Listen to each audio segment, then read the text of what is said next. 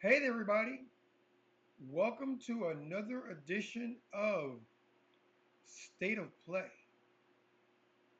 which is basically an ongoing chronicle as to the things that go on that affect my life of myself and my family. And as always, this podcast and other podcasts in the Jazzy Groove Rainy Day podcast family are brought to you by the power of five. And we'll get into it a little bit later, but now we need to get into it. If you remember the last time that we spoke, I told you guys that I'd be gone for about 4 days because I had a procedure and I was going to have time to get over it, and then I'd be back and we continue regular scheduled programming. It didn't go that way. Here's what actually happened. On the day of the procedure, which was a prostate biopsy, they found some things they were concerned about, so they wanted to go in there and find out what the problem was and take the next steps of action. While undergoing the procedure, I aspirated, which simply meant the wrong pipe opened up and fluid rushed into my lungs. And as a result, I got pneumonia. I was then rushed to the ER, and after being admitted to the hospital, getting hooked up with IVs, and given antibiotics to clear away the pneumonia, everything went according to plan. I got a rollator to help me move because I was also complaining of being unsteady on my feet. I was at full risk. I was then allowed to go home and continue my recuperation. This was 3 days I was in the hospital, and at home things went all right until that Sunday. On that Sunday, I had to go to the bathroom. Told my wife I had to go to the bathroom. She's like, "Go ahead, but be careful." Went to the bathroom, started pushing. I was like, this hurts. I can't go. This is ridiculous. So then I got thinking, okay, let's have to go later. I then began to get very dizzy and I collapsed. And upon collapsing, I threw up. And at the time, my wife noticed that when I threw up, it was black with red flecks in it. When we got back up, and she asked, "Well, what do you want to do?" I said, "Well, I'm really tired. I want to go to bed. We're going to go see the doctor in the morning. And at that time, we'll see the doctor, find out what he wants us to do, and we'll go from there." I went to bed. The following morning, when I woke up, felt nauseous, turned my head, and threw up again. And again, my wife noticed that it was black with red flecks in it. And she's like, "This isn't good. Should I take you to the ER?" No. No, don't do that. We got an appointment with the doctor to see the GI doctor. We're going to see that guy. He's going to tell us what we need to do, and then we're going to go from there. All right. All right, fine. We then get up. We get to the car. And as we get to the car, I wound up collapsing yet again. Now, fortunately for me, my next door neighbor was outside, and he noticed that I fell. And my wife wound up falling with me, which I didn't know at the time. I didn't find out until much later. But with his help, I was able to be picked back up, put into the car, got my seatbelt on. We then went to the hospital again. Went to see the doctor. The GI doctor took one look at me and said, "Go down to the ER now. Right now. You don't look good." Okay. So we go down to the ER. We wait, we're seen, we get the vitals and all the good stuff like that. And I'm diagnosed with anemia.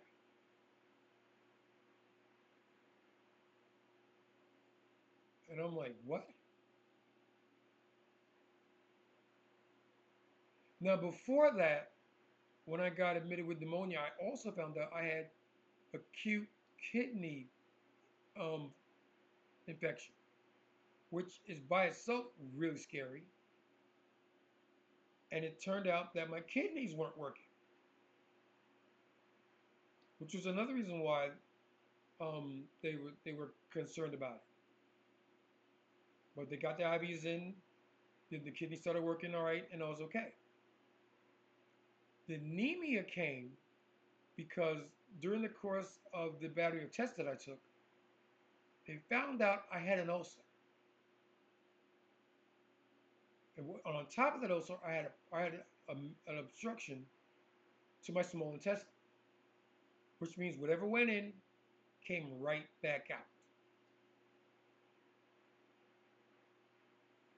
And at that time, I'm also I'm not with it at all. I'm lethargic. I'm not as responsive as I usually am. I'm not as coherent as I usually am. I want to sleep, don't want to do anything. Turns out that on one of my sleep episodes, palliative care came in to see my wife. And for those who don't know, palliative care means you're going to die. There's a very good possibility that you're going to die, and we're here to find out what you want us to do to make you comfortable. And my wife's like, no, we're too young for this. He's not dying. I want you to do whatever you need to do to make him better.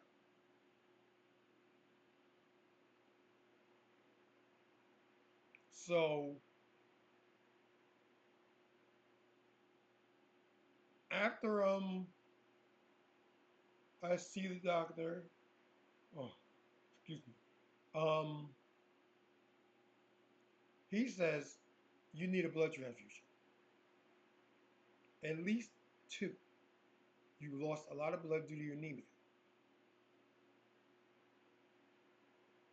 Now, and for full transparency, I was studying to become a Jehovah's Witness, and you know how they feel about blood.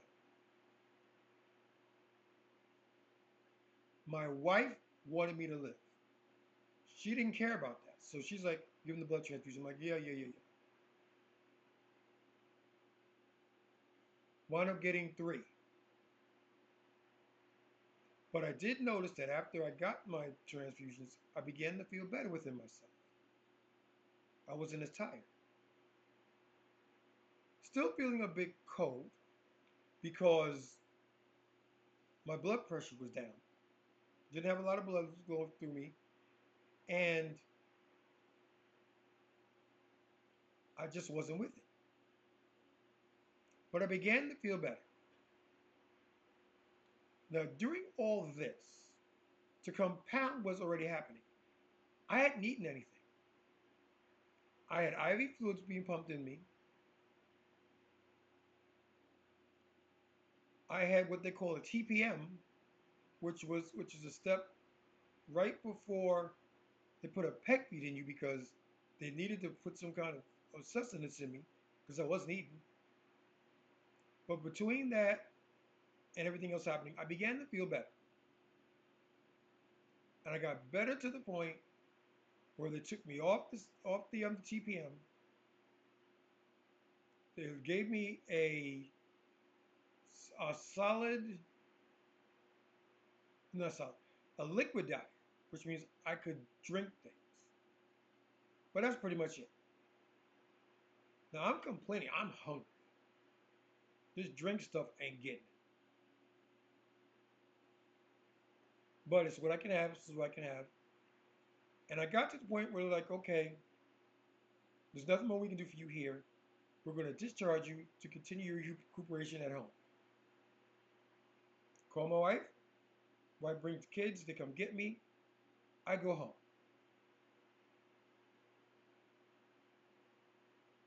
I then go for a follow-up to see my primary care provider. Now she is masculine. Just the facts. Doesn't sugarcoat anything. This is what's going on. This is what's going on. This is what's going on.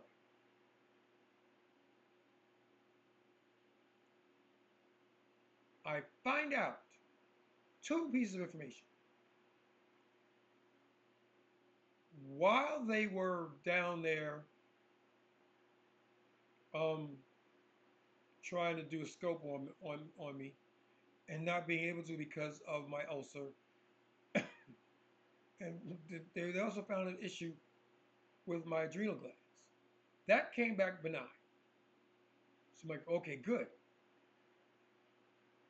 They found 15 lesions, 13 of them were positive for prostate cancer. So yes, I have prostate cancer.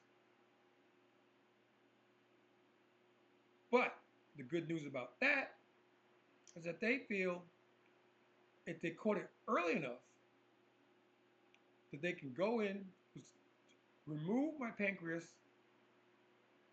and with time and healing, I'll be a lot better. I either do that or radiotherapy, but the radiotherapy in the beginning isn't bad, but can get worse over time. Removing the offending um, item, in this case the pancreas, will hurt in the beginning, but will fade over time. I chose the latter. Get it out, get it done. So I got all that to think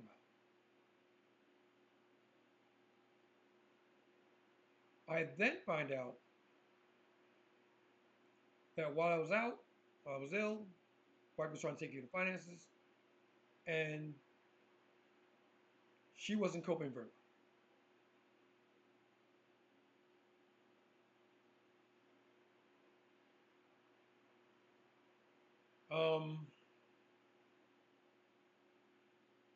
Not my finest hour,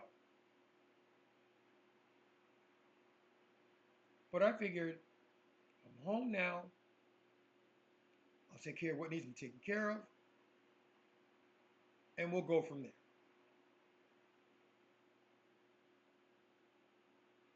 I said all of that. Plus, yesterday was my birthday.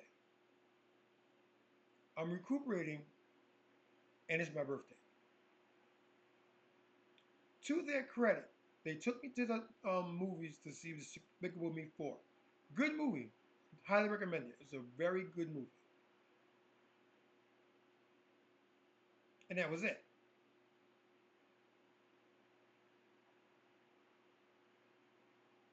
They didn't have the funding to do anything else.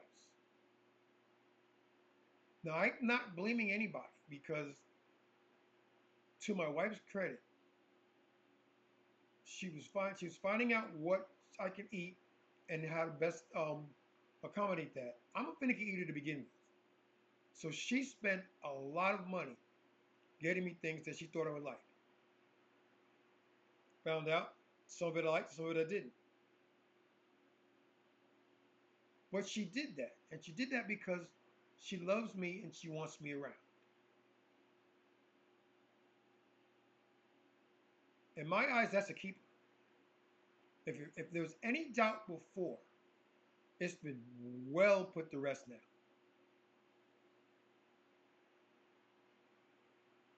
She could have got ghost. She could have picked up the kids and said, "All right, I can't deal with this anymore.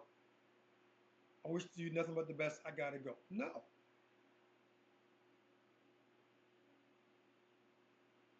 she wants me around. She's sticking around because she wants me around.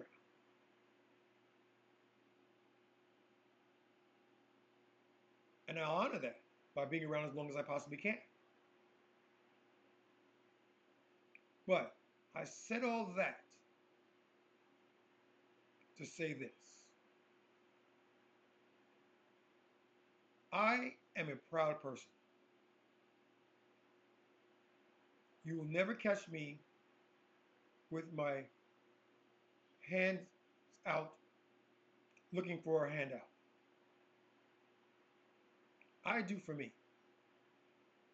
I'd rather do for me.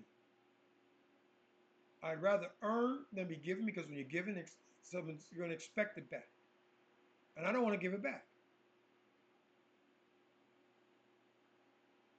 That being said, this current situation with finances has become a burden.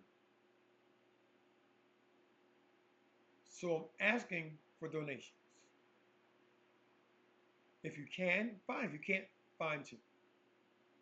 Don't expect anybody to, but it'd be nice if somebody did. I'll leave a link below,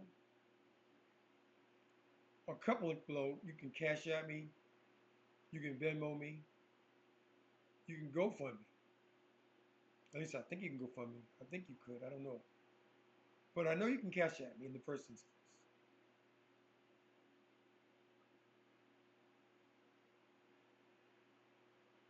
If you can give, give. All proceeds will go to not only helping me get better and its expenses associated with that, but also, excuse me, but also upgrades and things like that. Excuse me, upgrades and things like that. So consider it.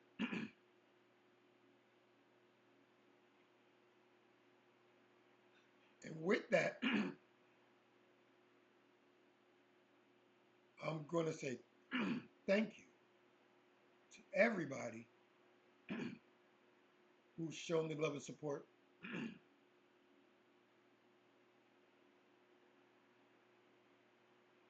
um,